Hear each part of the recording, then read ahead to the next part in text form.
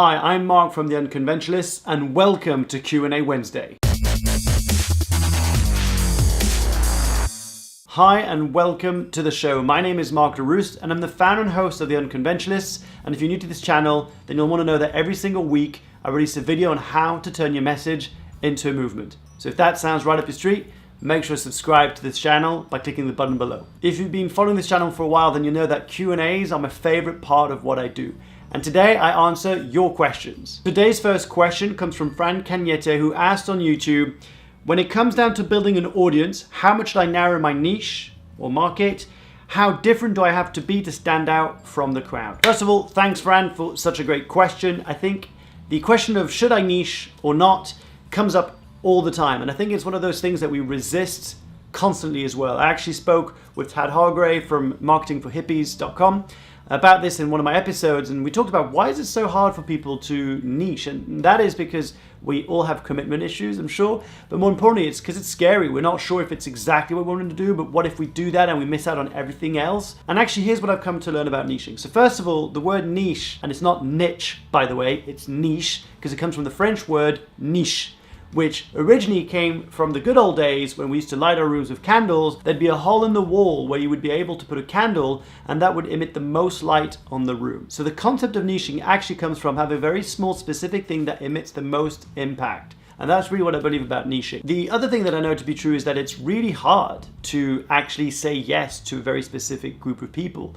or to say yes to only solve a very specific problem. And I get it. We get really excited when we start off, especially if you're a coach or a consultant or a mentor of some sort. And it's very hard actually to be a generalist. I often use this example in my live events and workshops.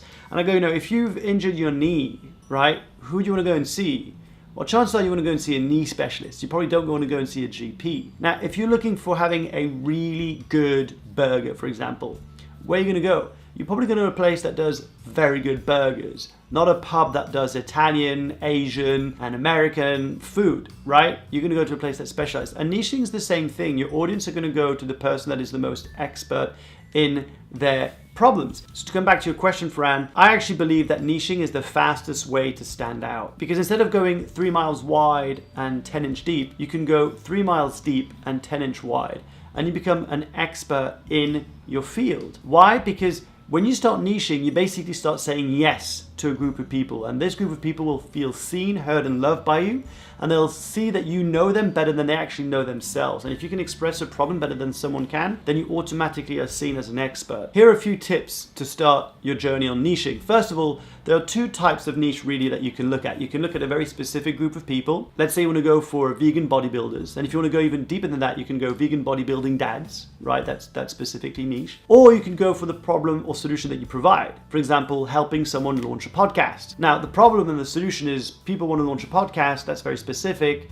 but the audience can be quite wide. So for example, when I run my workshops on how to launch a podcast, I get all sorts of people, from founders to people working in companies to even active policemen. So the group and audience are quite large, but the specific problem are the same. And that means that you can identify the way that people feel and think around these issues. In my example of vegan bodybuilders, for example, you know that you're going to face similar challenges and you're going to have similar desires and dreams and aspirations. You're probably going to be a conscious consumer. You're probably going to be ethically driven. You're probably going to be animal caring and all sorts. And so you can talk about these things in depth and they will see that you're part of their community. Now it comes down to the problem and solution, such as launching a podcast. Then I know that the things that people fear about launching a podcast aren't necessarily just the technical aspect. Yeah, sure, the gear is important, but actually people come to me because they're afraid of standing out. They're afraid of what their voice might sound like. They're afraid of how they'll react or feel if no one shows up and listens to their podcast, right? So I can talk about these things in depth. And it doesn't matter if you're a founder, a marketeer, a PR consultant, or a chef. You're going to experience these same issues as you face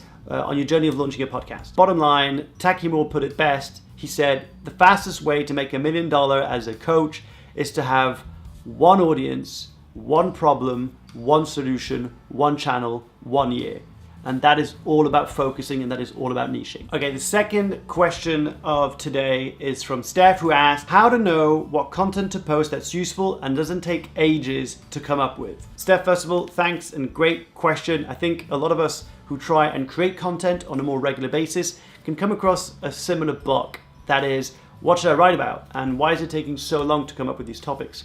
So actually, I'd love to use these Q&As as an example. I do Q&As based on questions that people send me, whether that's through email or Twitter or Instagram, messages, Facebook, or actually more importantly on YouTube comments.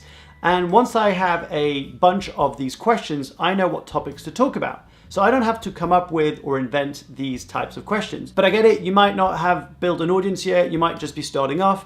So here's the thing, just like my previous question, find yourself a niche or a very specific target group of people who you want to serve and help. Once you've identified that group of people, and maybe you've got multiple groups of people, so don't worry about it too much, but stick with me for the moment. Pick one, then ask yourself, what are the sort of challenges that they faced? So maybe you can go up to them, whether that's at live events or maybe on Facebook groups or online forums or YouTube channels, and simply ask them, what is the single biggest challenge you're faced with? Now, they're gonna tell you what they're facing. They're gonna tell you, for example, I help people build a more meaningful and purposeful life by building a business that matters. For example, something that drives me every day is to help people like you live a more meaningful and purposeful life. And on this quest of living a more impactful life, I know that certain challenges come along, right?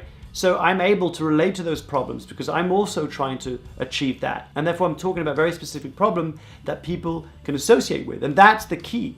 If you want to create content that people want to consume, want to pay attention to, and that it doesn't take ages to do, you want to make sure that you're answering a specific question that someone has, and you want to be able to relate to it and actually have an opinion about it. Otherwise you're just going to be swimming against the current, and that's going to be quite hard. So to summarize, Steph, make sure you figure out who you want to serve, ask them what are some of the biggest challenges, and then write about it. That's the best way to come up with some exciting content for your tribe. And the last question for today's Q&A session comes from Brian Struble, who wrote on YouTube, I have never created content. Where do I start? First off, Brian, I wanted to acknowledge you for having the courage to want to start creating content, because I know it can feel really scary and quite vulnerable, especially when we start putting our work out there, what people might think about us, and who am I to write something about this topic that I'm really interested in. So before anything, make sure to pat yourself on the back and give yourself a virtual high five. Now, the first thing I'd say is go back and watch my video, 5 reasons why you're not creating content, and I'll put the link below this video. The second thing is a little bit like what I just answered to Steph's question.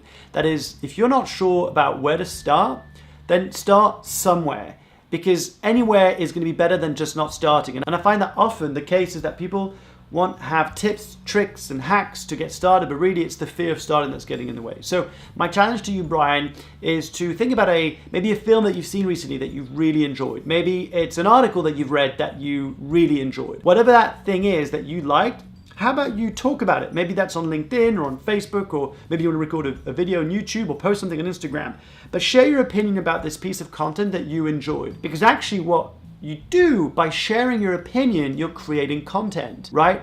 And that's a way for you to build your muscle up and find the confidence in fine-tuning your voice and your style and summing up the courage and confidence to go out there and put your message into the world. I generally feel that sharing other people's content and adding your own comments on top of it, or your reviews or your point of view, is a great way for you to start creating content.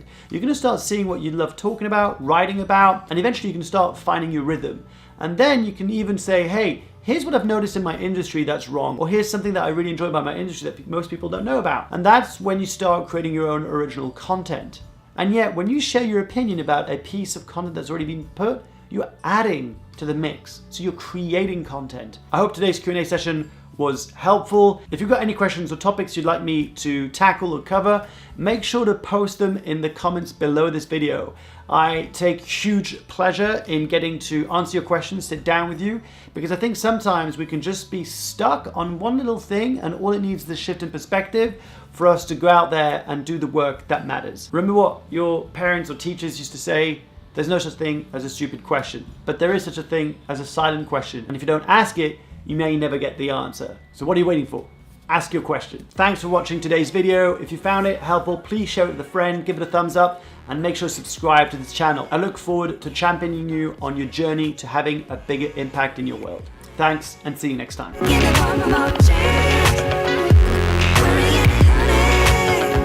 Is that often when we want to create content and go from a place of consuming content to creating, we can get a little bit frazzled. And frankly, until next time, hug a polar bear.